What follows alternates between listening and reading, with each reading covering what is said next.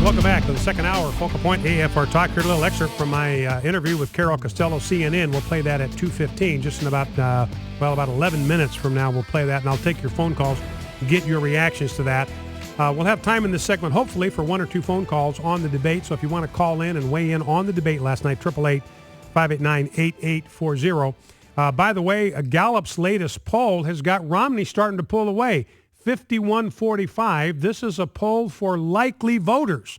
So it looks like the ground is beginning to shift beneath Obama's feet. Here's a poll from the state of Wisconsin, Marquette University poll, and basically it's a dead heat. They've got Obama 49, Romney 48. So there is this major structural shift that Chuck Todd talked about. He wasn't exaggerating. And all of the momentum is shifting toward Mitt Romney, and I do not think that President Obama turned things around last night whatsoever. Now, I want to run through the 8 worst lies of the presidential debate last night, the 8 worst lies that Barack Obama told. Now, we just picked 8 out of what could have been a longer list. We just heard him tell a bald-faced lie about his view on Libya. Here are 8 other lies that he told. Here's number 8. Here's what Barack Obama said. He, referring to Romney, was asked, is it fair for somebody like you making $20 million a year to pay a lower tax rate than a nurse or a bus driver? And he said, yes, I think that's fair. Wrong. What Romney was talking about was, should the capital gains tax be lowered? And he said, yes, that's fair. The reason is if somebody's getting capital gains taxes, the money that they have invested on which they're getting this capital gain is money that has already been taxed once. And if it's an upper income earner, it's already been taxed at 35%. Now, Mitt Romney's allowed himself to get beat up on this thing, and I don't know why he doesn't come back on this. Mitt Romney, his primary source of income is dividend income, and he's taxed at a rate of 15% on that. But that money, before it ever got invested, was money that he was taxed on at 35%. So the effective tax rate for somebody like Mitt Romney is between 45 and 50%. They've already been dinged 35%. Before that money ever got into whatever investments they put it into, they get a return on that, and they get taxed at 15% on the return. That's an effective rate of 45 to 50%. So there's no way in the world they are paying a lower tax rate than a nurse or a bus driver. It just doesn't happen. It's a flat-out, bald-faced lie. Now, here is lie number 7.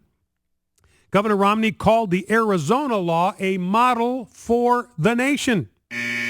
Because what Governor Romney was referring to specifically was the E-Verify part of the Arizona law, and he reiterated that tonight. Now, I thought his statements on immigration last night were actually pretty good.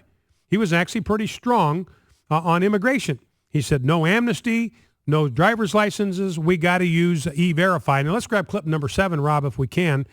This is President Obama, and I don't even have this on the list. Here's another lie that he told about the Arizona law. This is Barack Obama trying to go after Mitt Romney by telling a bald-faced lie about the Arizona immigration law. Let's listen. During the Republican primary, he said, I will veto the DREAM Act that would allow these young people to have access.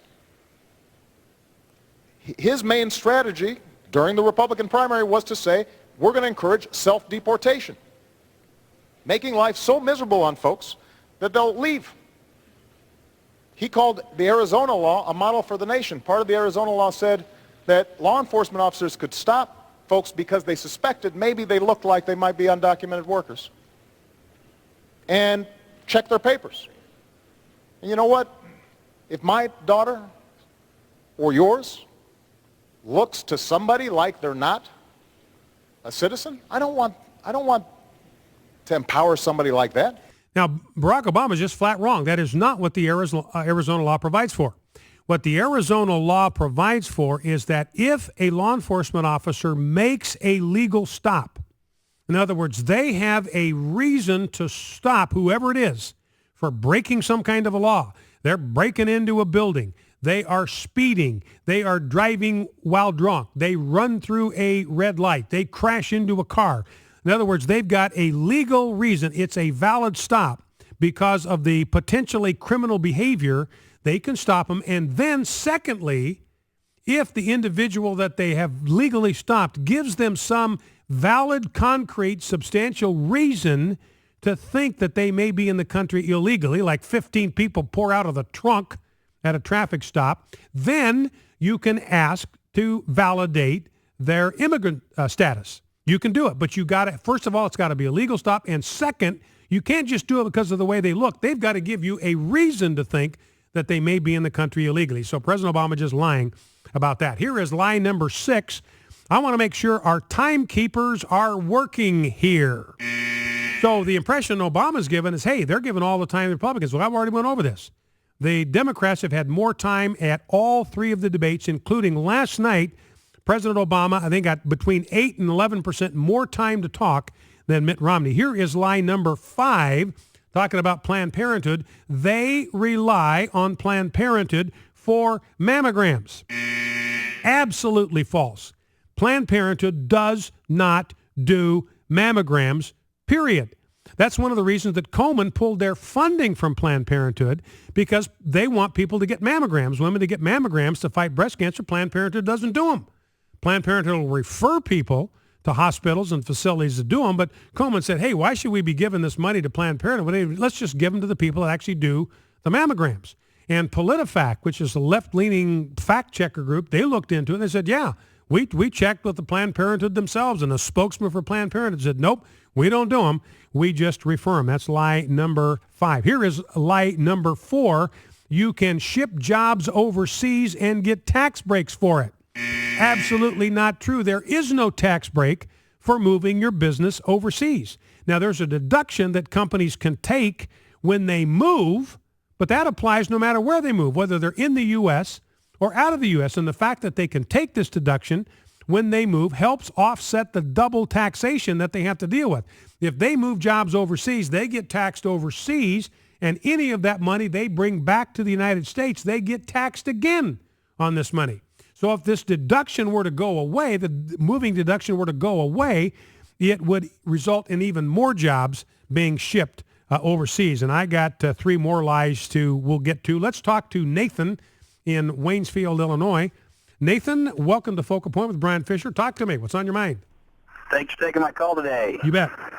Hey, it's Jason. That's all right. Okay, Jason. That's okay. I just wanted to talk to you about the abortion issue. You said earlier that there's no documented cases where abortion happens in the case of life of the mother, and that's just not true. My wife has had 2 tubal pregnancies, and we love Blue Angel. You know, we wear the armbands. You know, we hate abortion and everything, but if it wasn't for the shot that she had to get, which ultimately terminated the baby inside of her tube, you know, she would have died, because the doctor said that the baby was stuck in her tube and it was just going to grow, it was going to burst, and she was just going to die. Right. And I understand that, Jason, and we're not talking here about tubal pregnancies, because a tubal pregnancy, that child obviously is not going to survive. It cannot survive.